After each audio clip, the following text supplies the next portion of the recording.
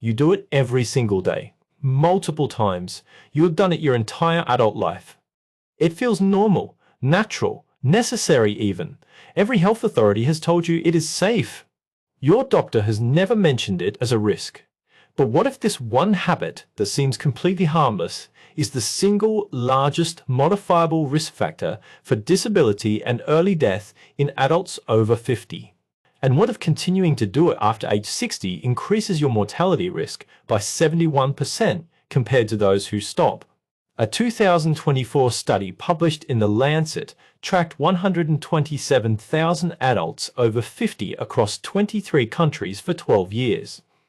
The researchers measured one specific daily behavior and controlled for everything else: genetics, diet, exercise, smoking, alcohol, chronic disease. When all other factors were equal, adults who engaged in this habit for more than 8 hours per day had mortality rates that were 82% higher than those who kept it under 4 hours. 82%. Not a marginal increase, not a small risk. This habit was killing people faster than obesity, faster than moderate alcohol consumption, and almost as fast as smoking.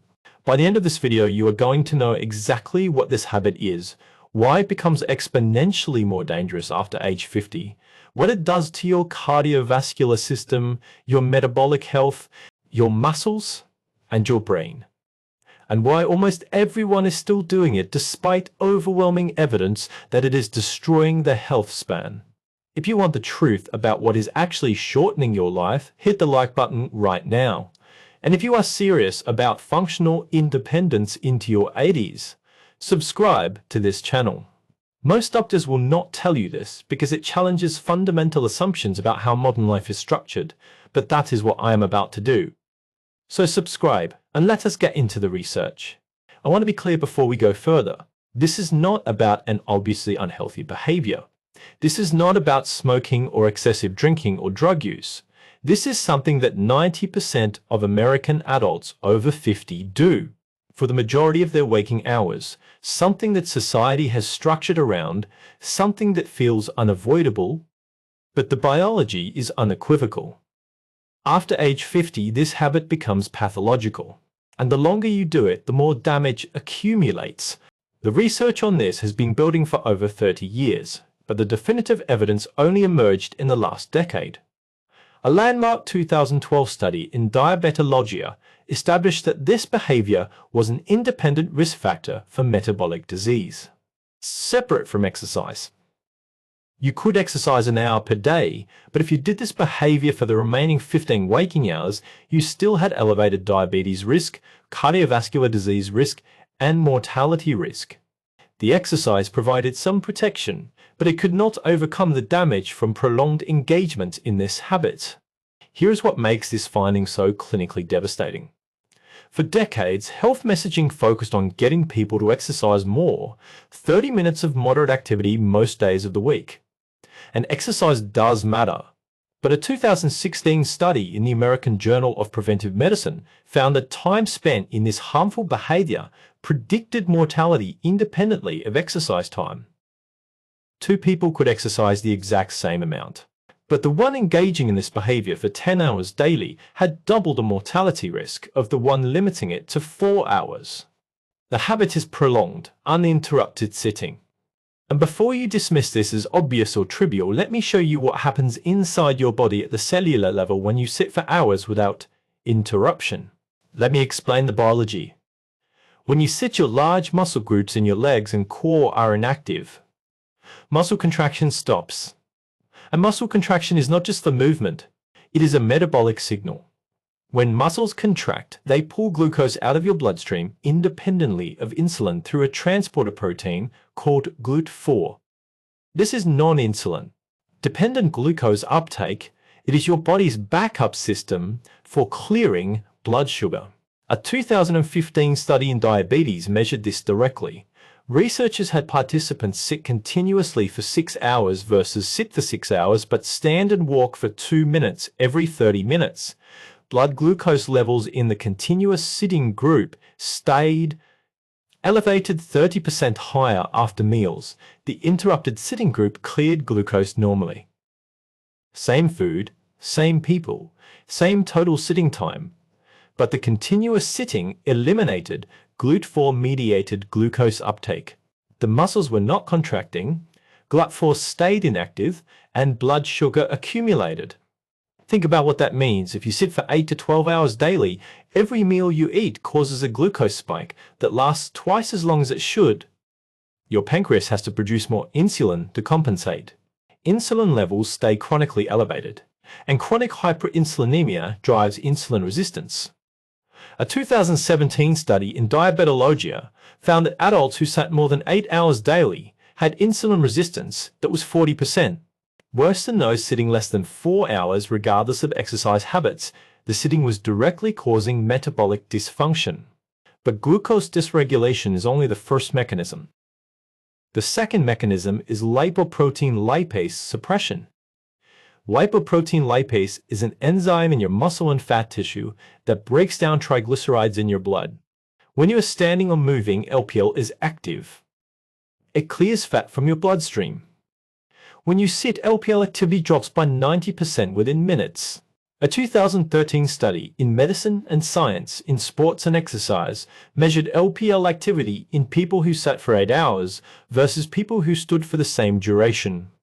The sitting group had LPL activity that was 95% lower. Their triglyceride levels after meals were 67% higher. The fat was not being cleared. It circulated for hours, causing endothelial dysfunction and promoting atherosclerosis. And this happened regardless of whether people exercised earlier in the day. Sitting suppressed LPL, even in trained athletes. The third mechanism is vascular endothelial dysfunction. Your blood vessels are lined with endothelial cells. These cells produce nitric oxide, which keeps vessels dilated and healthy. But endothelial cells are mechanosensitive. They respond to blood flow. When you are active, blood flows faster. Shear stress on vessel walls increases, and that stress stimulates nitric oxide production. When you sit, blood flow in your leg veins drops by 50%. A 2014 study in the Journal of Applied Physiology measured this using ultrasound. After just 30 minutes of sitting, femoral artery flow-mediated dilation dropped by 24%. The vessels could not dilate properly. Endothelial function was impaired, and this impairment accumulated with prolonged sitting. After 3 hours, flow-mediated dilation was down 50%. The vessels were stiff, nitric oxide production was suppressed, and blood pressure rose to compensate. The fourth mechanism is chronic low-grade inflammation. When you sit for hours, your muscles are inactive. Inactive muscles do not produce anti-inflammatory myokines. Myokines are signaling molecules released during muscle contraction that suppress systemic inflammation. A 2016 study in Mediators of Inflammation found that adults who sat more than 8 hours daily had IL-6 and CRP levels that were 35% higher than those sitting less than 4 hours. The prolonged sitting was driving chronic inflammation that damaged every organ system. The fifth mechanism is muscle atrophy and mitochondrial dysfunction. Your postural muscles, your core and legs, are designed to contract continuously when you are upright. Standing requires isometric muscle activation. Sitting eliminates that activation. A 2018 study in the Journal of Physiology found that 14 days of increased sitting time reduced muscle mitochondrial content by 17%. The muscles were not being used, mitochondria were degraded, and when mitochondria were lost, metabolic capacity declined permanently unless reversed to exercise. The sixth mechanism is autonomic dysregulation. Your autonomic nervous system balances sympathetic and parasympathetic tone. When you sit for prolonged periods, sympathetic activation drops, heart rate variability decreases. A 2019 study in European Journal of Applied Physiology found that prolonged sitting reduced heart rate variability by 28%. Low HRV is a powerful predictor of cardiovascular mortality. The sitting was dysregulating the nervous system that controls heart rhythm, blood pressure, and stress response. These 6 mechanisms operate simultaneously. Glucose dysregulation drives insulin resistance. Insulin resistance promotes inflammation. Inflammation damages endothelium. Endothelial dysfunction raises blood pressure. Suppressed LPL raises triglycerides. Elevated triglycerides worsen insulin resistance. Muscle atrophy reduces metabolic capacity, and autonomic dysfunction impairs cardiovascular regulation. The system spirals, and sitting is the trigger for every pathway. Now here is where I want to challenge what most people believe. The conventional wisdom is that if you exercise regularly, you are protected from the harms of sitting. You go to the gym in the morning. You have earned the right to sit all day. But a 2020 meta-analysis in the British Journal of Sports Medicine reviewed 44 studies and found that exercise attenuated but did not eliminate sitting-related mortality risk. Adults who exercised 60 minutes daily but sat 10 hours daily still had 16% higher mortality than those who exercised 60 minutes daily but sat 6 hours daily.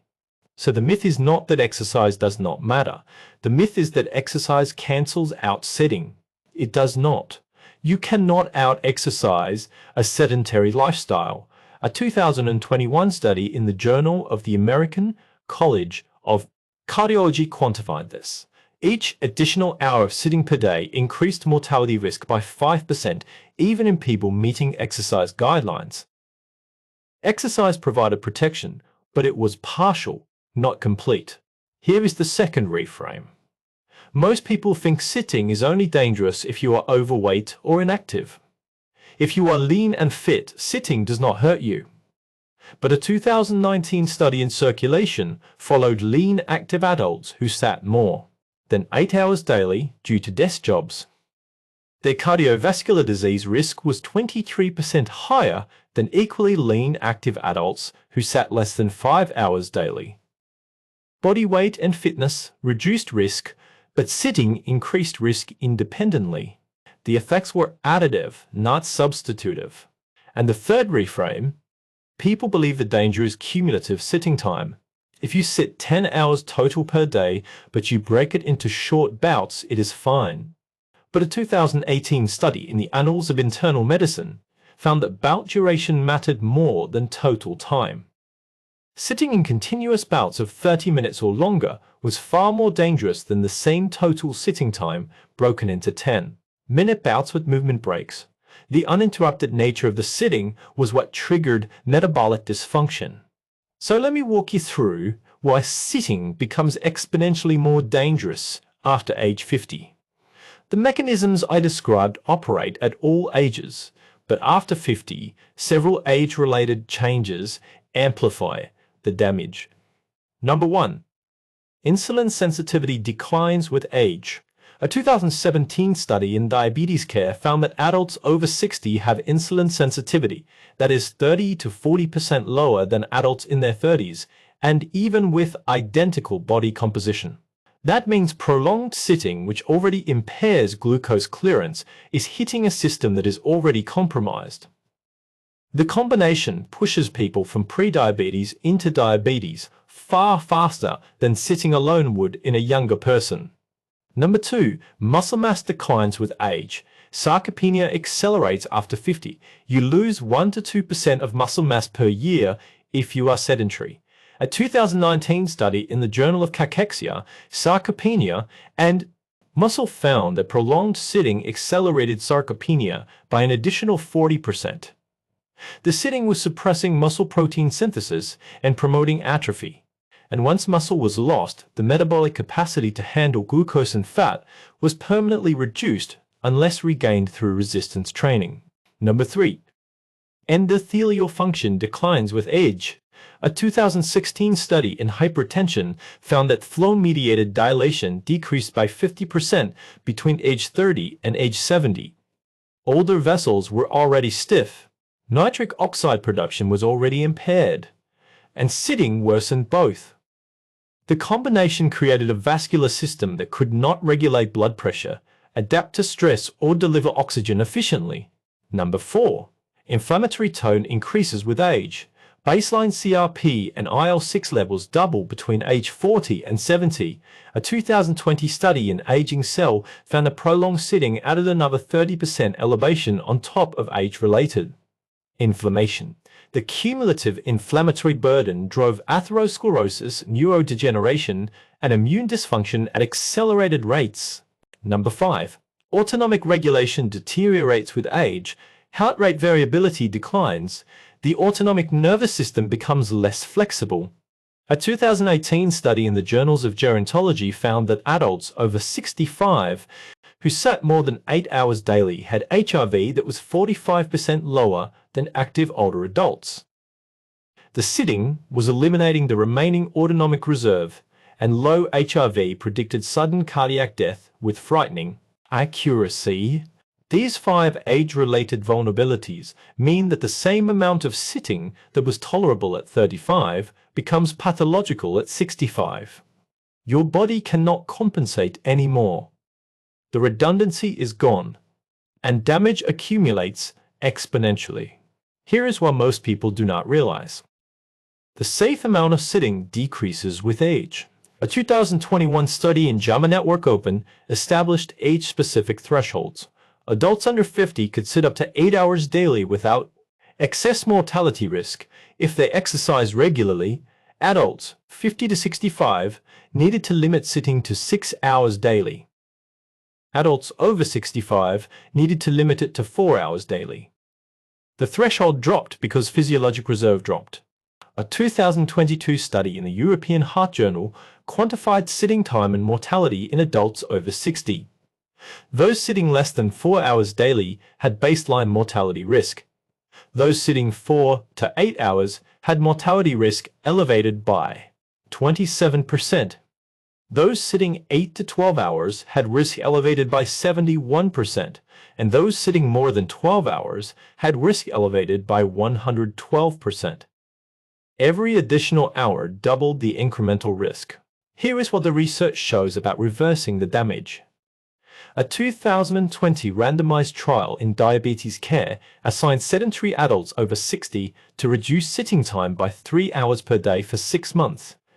They were not told to exercise, just to sit less, stand more, move more, walk more.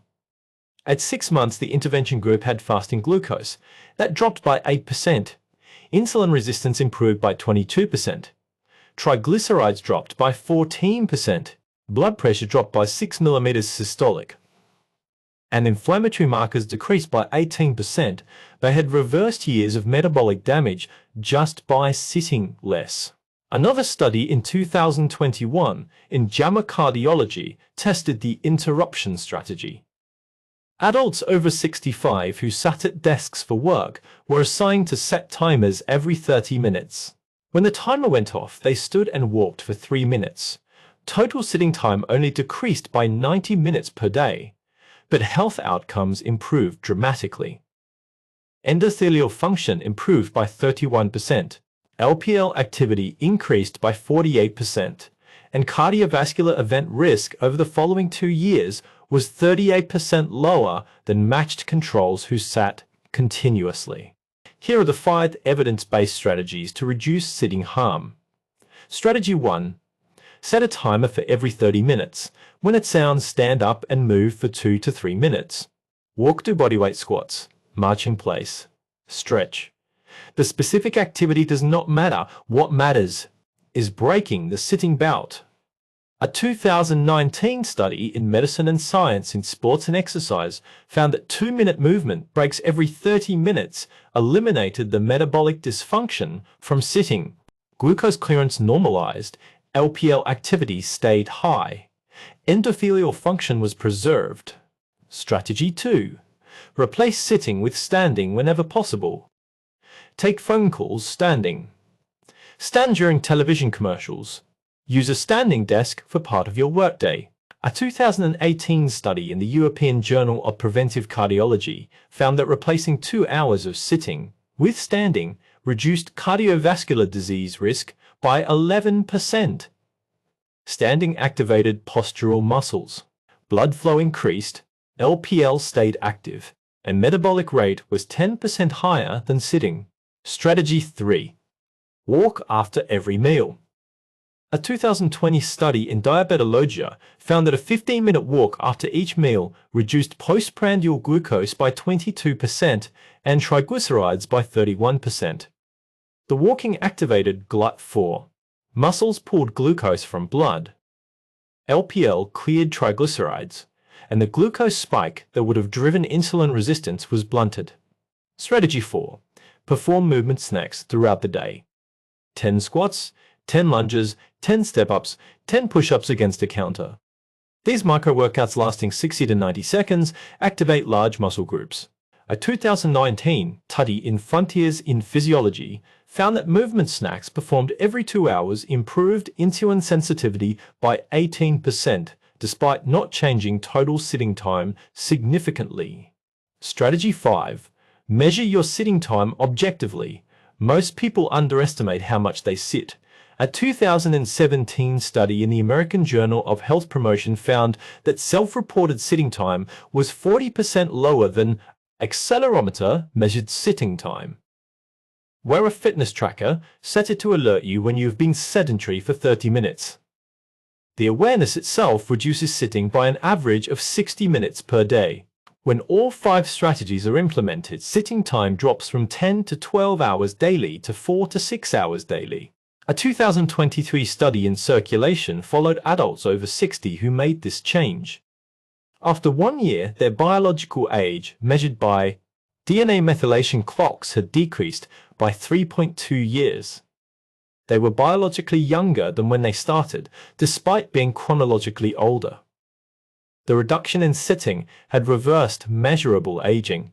The most dangerous daily habit for seniors over 50 is prolonged, uninterrupted sitting. It suppresses GLUT4 glucose uptake, driving insulin resistance. It suppresses lipoprotein lipase, allowing triglycerides to accumulate.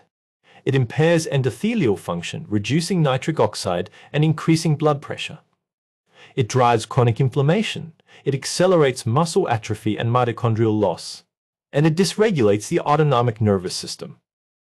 These mechanisms compound with age-related declines in insulin sensitivity, muscle mass, vascular function, and inflammatory control. Adults over 50 cannot tolerate more than 4 to 6 hours of sitting daily without significant health consequences. Every hour beyond that threshold increases mortality risk by 5 to 7%. Exercise helps but does not eliminate the risk. The only solution is to sit less. Break sitting into shorter bouts. Stand more. Move more. Walk after meals.